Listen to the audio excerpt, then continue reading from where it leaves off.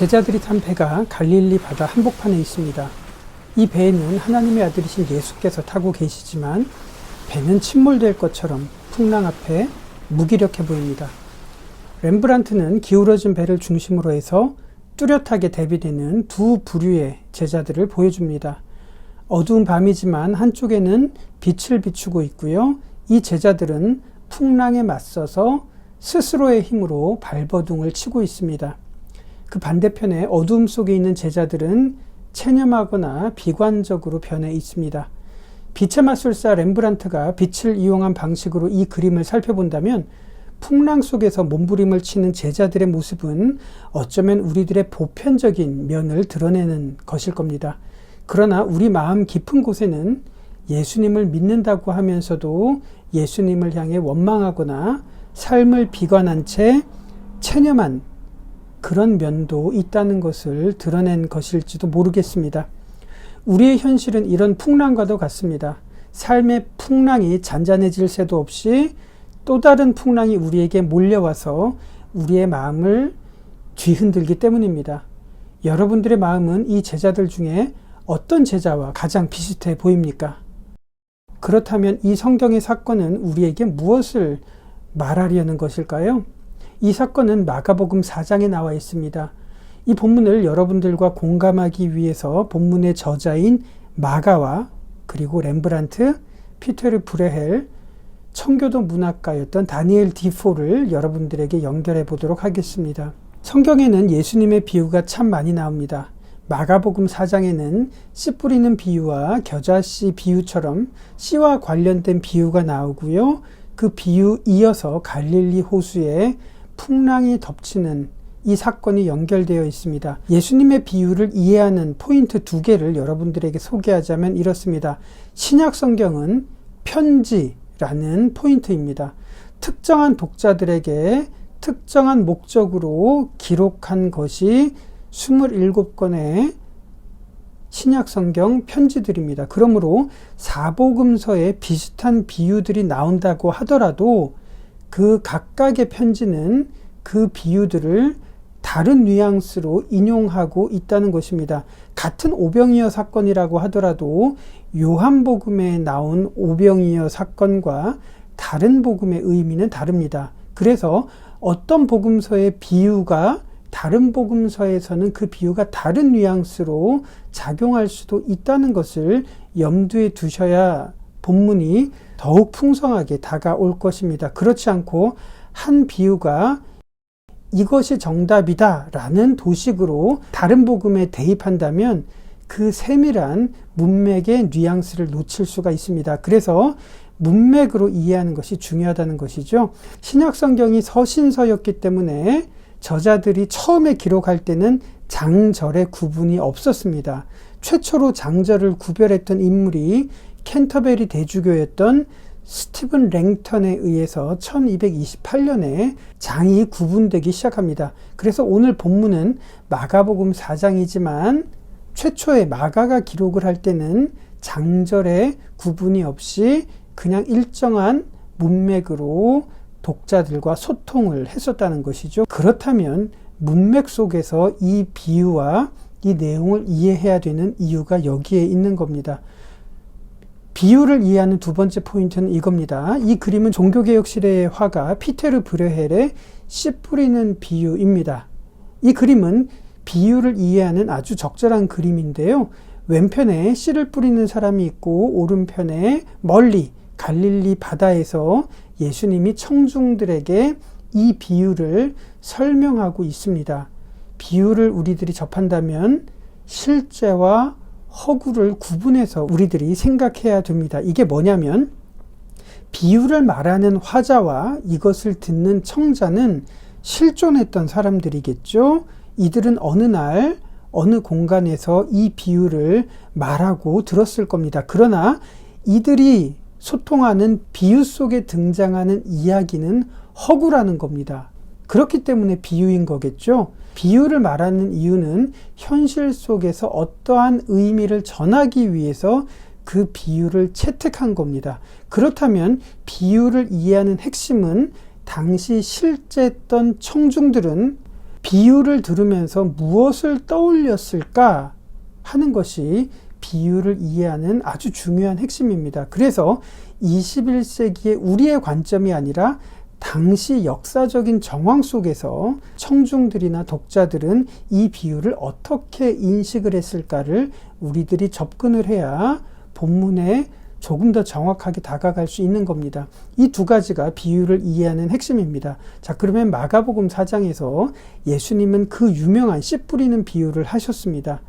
예수님 주변에서 이 비유를 듣고 있었던 대부분의 사람들은 소작농들이거나 지주들의 수탈을 견디지 못하고 파농했던 빈민층의 사람들이었다고 학자들은 공통적으로 말을 합니다. 자, 이런 사람들에게 씨 뿌리는 비유가 전해집니다. 비유의 설정은 흥미롭습니다. 어떤 사람이 씨를 뿌렸는데 좋은 밭에만 씨를 뿌리는 관행이 아니라는 점입니다. 씨를 뿌렸고 그 씨가 떨어진 곳은 길가, 돌밭, 가시덤불, 그리고 좋은 땅에 떨어졌다는 점입니다. 지주들의 수탈이 심했던 시기, 그리고 아무리 굶어 죽어도 종자는 남겨야 하는 그런 상황에서 씨가 의도적으로 길가나 돌밭, 그리고 가시덤불, 좋은 땅에 떨어졌다는 설정을 들으면서 청자들은 무엇을 떠올렸을까요?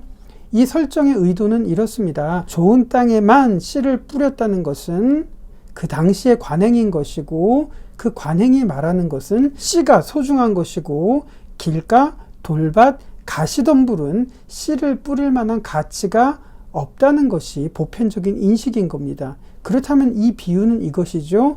이런 곳에 씨를 뿌린다면 새가 먹을 것을 알았고, 씨가 마르거나 혹은 열매가 없을 거라는 것을 알았음에도 불구하고 씨를 뿌렸다는 사실입니다. 이 비유는 사람들의 통념과는 다르게 무가치해 보이는 곳이라도 소망을 가지고 지금 씨를 뿌리고 있다는 것을 강조하고 있는 겁니다. 이 행위가 사람들이 보기에는 무모하고 어리석어 보이는 행동이라고 하더라도 이 비유 속에는 길가, 돌밭, 가시밭에 소망을 가지고 씨를 뿌리고 있다는 것이 이 비유의 진심인 겁니다. 예수님 주변에는, 오늘 마가복음의 전후 문맥을 보신다면 예수님 주변에는 길가, 돌밭 같은 사람들이 있었습니다. 마가복음 3장에서는 종교인들이라고 하더라도 예수님을 귀신의 왕 바알세불이라고 여겼고, 심지어 예수님의 친족들이나 가족들은 예수님이 귀신이 들렸거나 미쳤다고까지 생각을 했으니까요. 그런 순간에도 예수님은 그들을 향한 소망과 기대를 포기하지 않으시고 말씀을 전하고 계셨다는 것을 우리들은 기억할 필요가 있습니다. 무모해 보인다고 하더라도 그 결과는 어땠을까요? 예수님의 죽음과 함께했던 어머니 마리아, 그리고 낙타무릎이 되었던 기도의 사람 형제 야고보, 그리고 유다서를 기록했던 예수님의 또 다른 형제 유다가 있었죠. 이들은 예수님을 미쳤다고 생각했던 사람들이었습니다.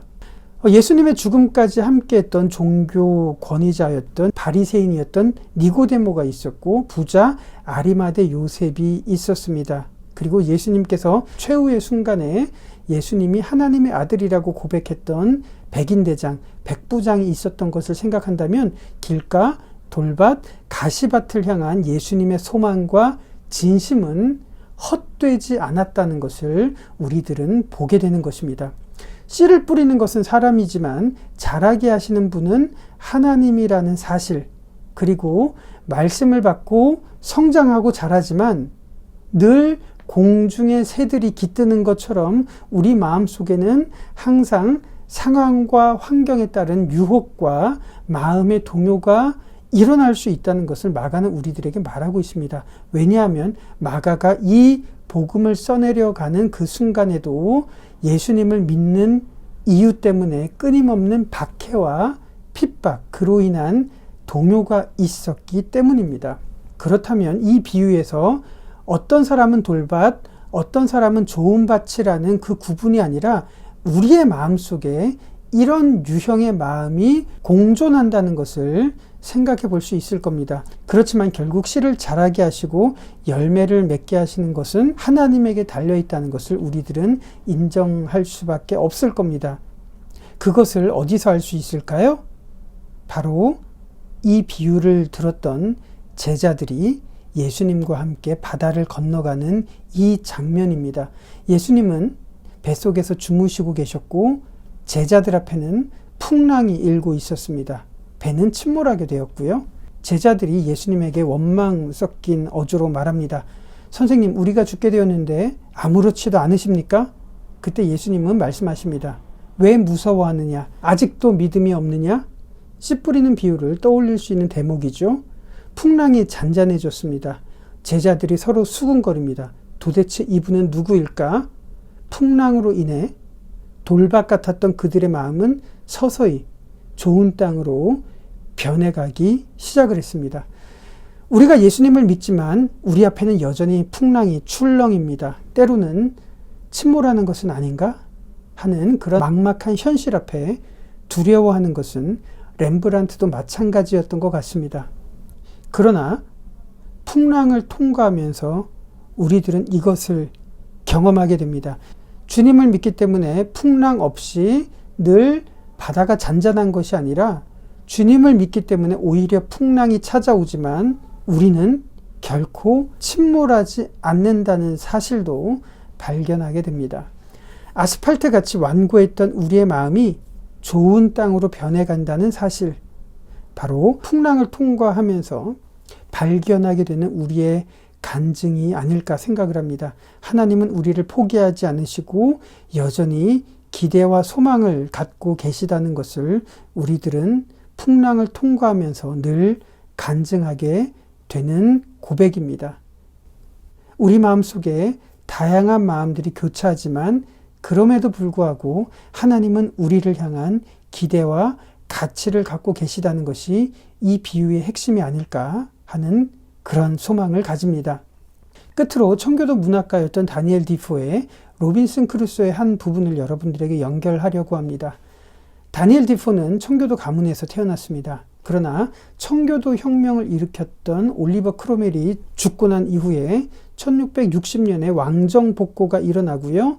1673년에 영국 국교회가 아닌 모든 교파, 다시 말해서 비국교도들에게는 공직이나 대학에 진학하는 것을 허용하지 않는 심사율이 제정이 됩니다. 그래서 아시다시피 청교도였던 존 버년이 투옥이 되었고 이때 감옥에서 썼던 작품이 그 유명한 철로역정이었습니다. 다니엘 디포도 청교도였고요. 21살 때까지 목회자가 되기를 꿈꿨던 사람이었지만 청교도로서 사회에서 할 수 있는 일은 아무것도 없이 다 막혔다는 것을 알게 되고 그는 상업에 뛰어들게 됩니다. 그리고 거기에서 큰 실패를 맛보고 언론인이 되었다가 정치적인 사건에 연루돼서 큰 어려움을 겪습니다. 실패로 점철된 이 인생의 말년에 쓴 작품이 바로 로빈슨 크루소입니다.